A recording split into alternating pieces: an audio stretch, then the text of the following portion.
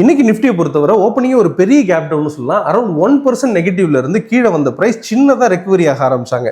Around ஒரு 11 o'clock ரெக்கவரியை தொடங்கினது up to பார்த்தீங்கன்னா ஒரு 12:30 வரைக்கும் மேலே வந்தாங்க. பட் ரொம்ப தூரம் மேலே போக முடியல. திரும்ப பார்த்தீங்கன்னா கீழே வந்தது. மார்னிங்கோட லோவையும் பிரேக் பண்ணிட்டு அண்ட் முடியும் போது பார்த்தீங்கன்னா ஒரு லீஸ்ட்ல முடிஞ்சிருக்கு. முடியும் போது பார்த்தீங்கன்னா லோலே முடிச்சிருக்கு அப்படின்னு சொல்லி பார்க்க முடியும். நியர் 25,460 முடிச்சிருக்காங்க. இதை பொறுத்த வரைக்கும் நம்ம என்ன சொல்லியிருந்தோம்னா 25,781 பிரேக் பண்ணுச்சுன்னா 25,754 இந்த ரேஞ்ச் வரைக்கும் வரலாம். இதை பிரேக் பண்ணுச்சுன்னா ஸ்ட்ராங்காகவே கீழே போயிடும். அப் டு பார்த்தீங்கன்னா டிமாண்ட் ஜோன் 3 இருக்கக்கூடிய 25,490 வரை வர்றதுக்கான வாய்ப்பு இருக்கு. இது ரொம்ப நாளா பொசிஷனை ஹோல்ட்லேயே வச்சுட்டு இருக்கிறவங்களுக்கு ஒரு வாய்ப்பா இருக்கலாம்.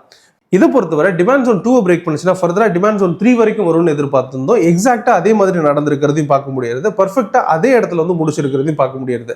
இன்னைய பொறுத்தவரை நிஃப்டி அரௌண்ட் பார்த்தீங்கன்னா 1.3% நெகட்டிவ்ல முடிச்சிருந்தாங்க. இதே மாதிரியே மற்ற செக்டார் லைக் பார்த்தீங்கன்னா உங்களுக்கு ஹையஸ்டா reality, energy, mid cap select இது எல்லாமே ஒரு மோர் தென் 2% கிட்ட டவுன் ஆயிருந்ததையும் பார்க்க முடிஞ்சது. கொஞ்சம் லீஸ்டா எடுத்து பார்த்தோம்னா பிஎஸ்சி பேங்க் அப்படிங்கிறது ஓரளவுக்கு தான் டவுன் ஆயிருந்தாங்க. இதுவும் பார்த்தீங்கன்னா நெகட்டிவ்னாலுமே பெரிய லெவலில் கீழே விழல அப்படின்னு சொல்லி புரிஞ்சுக்கலாம். அதே மாதிரியே மீடியா, ஃபார்மா இதுவுமே பார்த்தீங்கன்னா நெகட்டிவ்ல தான் இருந்துச்சு. பட் பெரிய லெவல்ல விழ முடியல அப்படிங்கறத புரிஞ்சுக்கலாம். எனிவே இந்த மார்க்கெட் ஃபர்தரா மண்டே எப்படி இருக்கும் அப்படிங்கறத நம்ம ட்ரேட் எம்பையர் மெத்தட்ல அனலைஸ் பண்ணி பார்த்துடலாம்.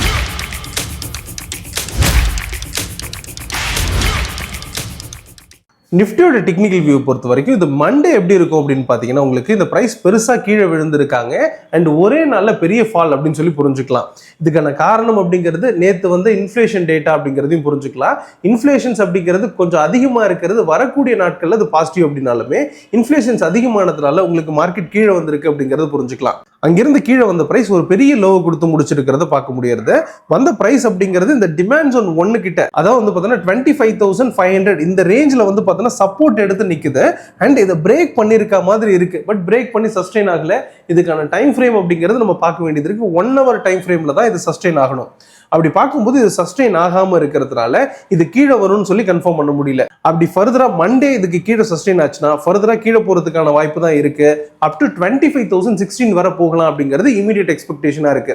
வித்தின் 1 டேக்குள்ளார வரலாம் அல்லது ஒரு 2 to 3 நாட்கள் எடுத்துக்கும் அப்படிங்கிறதையும் புரிஞ்சுக்கலாம். ஸோ கொஞ்சம் அக்ரெசிவா தான் மார்க்கெட் இருக்காங்க. பெருசா கீழே விழுந்திருக்காங்க. பட் இதுல ட்ரேடர் அப்படிங்கிறவங்க நல்லா பணம் சம்பாதிக்க முடியுதா அப்படின்னு பார்த்தோம்னா இந்த இடத்துல என்ன நடக்குது அப்படின்னு பார்த்தோம்னா ஒவ்வொரு நாளும் கேப் அப், கேப் டவுன் அப்படின்றதான் நடந்துட்டு இருக்கு. மார்க்கெட்ல ஸ்டில் பார்த்தீங்கன்னா ட்ரேடிங்ல வாலட்டிலிட்டி ரொம்பவே கம்மியா இருக்கிறதையும் நம்ம புரிஞ்சுக்கணும். அப்படி பார்க்கும்போது மார்க்கெட்ல ட்ரேடருக்கு ஆப்பர்ச்சுனிட்டி இருக்கா அப்படின்னு பார்த்தோம்னா இந்த ஸ்கேல்பர்னு சொல்லக்கூடிய குயிக்கா ப்ராஃபிட் பண்ணக்கூடியவங்களும் ப்ராஃபிட்டை இமீடியட்டா புக் பண்ணிட்டு சின்ன சின்ன லாஸோட வெளியில வர்றவங்க இந்த இடத்துல ப்ராஃபிட் பண்றாங்கன்னு சொல்லலாம். யாரு லூஸ் பண்றாங்க அப்படின்னு பார்த்தீங்கன்னா ட்ரேட் வாங்கி வச்சுட்டு கொஞ்சம் ஹோல்ட் பண்ணிக்கிட்டே இருக்கிறவங்க, மார்க்கெட் இங்க வரும் அப்படின்னு எதிர்பார்த்து ஒரு நாள் ஃபுல்லா வெயிட் பண்றவங்களுக்குலாம் இந்த இடத்துல லாஸ் வருது அப்படிங்கிறதையும் புரிஞ்சுக்கலாம். நீங்க இன்னைக்கு எப்படி ட்ரேட் பண்ணீங்க, உங்களோட ப்ராஃபிட் என்ன அப்படிங்கறத கமெண்ட்ல சொல்லுங்க.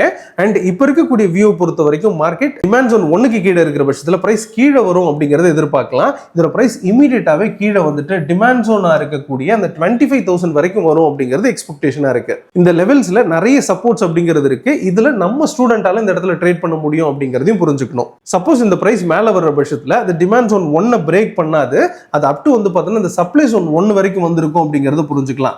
அண்ட் இதை பிரேக் பண்ணிடுச்சுன்னா ஃபர்தரா மேல போறதுக்கான வாய்ப்பு இருக்கு அப்படிங்கறது புரிஞ்சுக்கலாம். அப் டு பார்த்தீங்கன்னா இந்த சப்ளை ஜோன் 2 வரைக்கும் போகலாம். இது பார்த்தீங்கன்னா ரிஸ்கான ஏரியாஸ் அப்படிங்கறத புரிஞ்சுக்கலாம். அதாவது பிரைஸ் இங்க இருந்து மேல போகலாம். இதுவுமே ரிஸ்கான ஏரியா அப்படிங்கிறதுனால இதை அவாய்ட் பண்ண வேண்டியதா இருக்கும். அண்ட் அப் டு பார்த்தீங்கன்னா சப்ளை ஜோன் 2 வரைக்குமே அவாய்ட் பண்ண வேண்டிய விஷயமா இருக்கும். இங்க போனாலே பிரைஸ் கீழே வரதுக்கான வாய்ப்பு இருக்கு அப்படிங்கறது ஓவரால் வியூவா இருக்கு. இந்த சப்ளை ஜோன் 2 பிரேக் பண்ணா கொஞ்சம் ஸ்ட்ராங் ஆயிடும். அப் டு பார்த்தீங்கன்னா இந்த ரெசிஸ்டன்ஸ் 1 இருக்கக்கூடிய 25,800 வரை போகலாம் அப்படிங்கிறது எக்ஸ்பெக்டேஷன். அதையும் பிரேக் பண்ணா ஃபர்தரா மேல போறதுக்கான சான்ஸ் தான் ரொம்ப அதிகம் அப்படிங்கறத புரிஞ்சுக்கலாம். அதாவது சப்ளை ஜோன் 2 பிரேக் பண்ணாலே கொஞ்சம் ஸ்ட்ராங் ஆயிடும். அது அப் டு பார்த்தீங்கன்னா ரெசிஸ்டன்ஸ் 1 அதையும் பிரேக் பண்ணுச்சுன்னா நல்லாவே ஸ்ட்ராங் ஆகி மேல போகும் அப்படிங்கறதையும் புரிஞ்சுக்கலாம். இந்த லெவல்ஸ் எல்லாமே ரேண்டமா கிரியேட் பண்ணதில்லை. இதுக்கு பின்னாடி ஒரு ப்ராப்பரான டெக்னிக்கல் அனாலிசிஸ் இருக்கு. நீங்களும் இதே மாதிரியே ஒரு டெக்னிக்கல் அனாலிசிஸை பேசிக்ல இருந்து அட்வான்ஸ் லெவல் வரைக்கும் தெரிஞ்சுக்கணும்னு நினைக்கிறீங்களா? நம்ம ட்ரேட் எம்பையர்ல ஒரு நியூ செஷன் ஸ்டார்ட் பண்றோம். இந்த கோர்ஸ் பத்தி தெரிஞ்சுக்கணும்னு நினைக்கிறவங்க ட்ரேட் எம்பையரை கான்டாக்ட் பண்ணுங்க. இன்னைக்கு மிட் கேப் நிஃப்டியை பொறுத்தவரை இதுவும் ஒரு பெரிய கேப் டவுன்ல தான் இருந்துச்சு. பெருசா கீழே வந்த பிரைஸ் அரௌண்ட் 13,600 அந்த ரேஞ்ச் வரைக்கும் வந்துட்டு சின்னதா ரெக்கவரி ஆனதை பார்க்க முடிஞ்சது. மேல வந்தது 13,700 வரை தான் வர முடிஞ்சது. திரும்பவும் வந்து கீழே வந்தாங்க.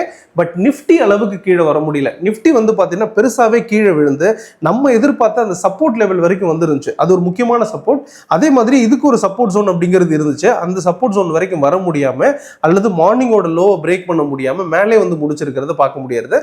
நியர் 13,625 இந்த ரேஞ்சில் வந்து முடிச்சிருக்காங்க. இதை பொறுத்த வரைக்கும் நம்ம என்ன சொல்லியிருந்தோம்னா, அப்படி பார்க்கும்போது இந்த டிமாண்ட் ஜோன் 1 பிரேக் பண்ணுச்சுன்னா ஃபர்தரா பிரைஸ் கீழே போக ஆரம்பிச்சிடும் அப்படிங்கிறதும், அட்டு வந்து பார்த்தீங்கன்னா டிமாண்ட் ஜோன் 2 இருக்கக்கூடிய 13,490 இந்த ரேஞ்ச் வரைக்கும் போகும் அப்படிங்கிறது இமீடியட் எக்ஸ்பெக்டேஷனா இருக்கு. இது நடக்கிறதுக்கு கொஞ்சம் டைம் இருக்கு. பட் இந்தந்த இடங்கள்ல ட்ரேட் எடுக்கிறதுக்கு கொஞ்சம் ஸ்கில்ஸ் வேணும். ஸோ அதை நம்ம ட்ரேட் எம்பரர் ஸ்டூடெண்டால பண்ண முடியும் அப்படிங்கிறதையும் புரிஞ்சுக்கலாம். இதை பொறுத்த வரைக்கும் நம்ம சொன்ன மாதிரியே டிமாண்ட் ஜோன் 1 பிரேக் பண்ணுச்சுன்னா ஃபர்தரா கீழே வரும் அப்படிங்கிறதும், இங்கிருந்து ஸ்டெப் பை ஸ்டெப்பா கீழே வரதுக்கான வாய்ப்பு இருக்கு அப்படிங்கிறதும், நம்ம ஸ்டூடெண்டால இதை ட்ரேட் பண்ண முடியும், எந்தெந்த லெவல்லாம் வரும் அப்படிங்கிறத சொல்லியிருந்தோம். அதே மாதிரி கீழே வந்து முடிச்சிருக்கிறதையும் பார்க்க முடியாது. இது ஃபர்தரா மண்டே எப்படி இருக்கும் அண்ட் கீழே வரப்போதா அல்லது மேலே போக போதா அப்படிங்கிறத நம்ம ட்ரேட் எம்பரர் மெத்தட்ல அனலைஸ் பண்ணி பார்த்துடலாம். நம்ம கொடுக்கக்கூடிய வியூ நம்ம ட்ரேட் எம்பரர் மெத்தட் எந்த அளவுக்கு அக்யூரேட்டா இருக்கு அப்படிங்கறத ப்ரூவ் பண்றதுக்காக தான். இதை பார்த்துட்டு யாரும் ட்ரேட் பண்ண வேண்டாம். அப்படி ட்ரேட் பண்றதுனா ப்ராப்பரா லேர்ன் பண்ணிட்டு ட்ரேட் எடுங்க. மிட் கேப் நிஃப்டியோட டெக்னிக்கல் வியூ பொறுத்த வரைக்கும் இப்போ இருக்கக்கூடிய ஜோன் அப்படிங்கிறது டிமாண்ட் ஜோன் சொல்லலாம். இதை பிரேக் பண்ணுச்சுன்னா ஃபர்தரா கீழே வரும் அப்படிங்கிறது தான் வியூவா இருக்கு.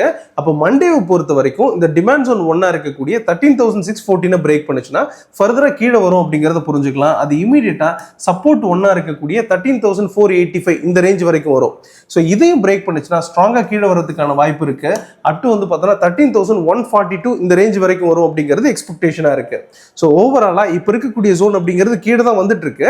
பட் இது ஃபர்தரா கீழே வரணும்னா இந்த டிமாண்ட் ஜோன் 1 பிரேக் பண்ணுச்சுன்னா கன்ஃபார்ம் ஆயிடும் அப்படின்றத புரிஞ்சுக்கலாம். அப் டு வந்து பார்த்தீங்கன்னா 13,485 அதையும் பிரேக் பண்ணுச்சுன்னா 13,142 வரை போகணும் அப்படிங்கிறது எக்ஸ்பெக்டேஷனா இருக்கு. இதெல்லாம் பெரிய ஜோன் அப்படிங்கிறதுனால வரதுக்கு லேட் ஆகும். பட் இந்த இடத்துல வந்து பாத்தீங்கன்னா உங்களுக்கு மல்டிபிள் லெவல்ஸ் இருக்கு அப்படிங்கிறதும் புரிஞ்சுக்கலாம். சப்போஸ் இந்த பிரைஸ் மேல வர பட்சத்துல அது சப்ளை ஜோன் 1 இருக்கக்கூடிய 13,671 பிரேக் பண்ணிருக்கும். அது அப் டு வந்து பாத்தீங்கன்னா உங்களுக்கு சப்ளை ஜோன் 2 இருக்கக்கூடிய 13,922 இந்த ரேஞ்ச் வரைக்கும் போகும்ன்றது எக்ஸ்பெக்டேஷனா இருக்கு. ஸோ ஓவராலா இப்போ இருக்கக்கூடிய ஜோன்ல இருந்து டிமாண்ட் ஜோன் 1 பிரேக் பண்ணா கீழே வரும் அப்படிங்கிறதும், சப்ளை ஜோன் 1 பிரேக் பண்ணா மேல போகும் அப்படிங்கிறதும் எக்ஸ்பெக்டேஷனா இருக்கு.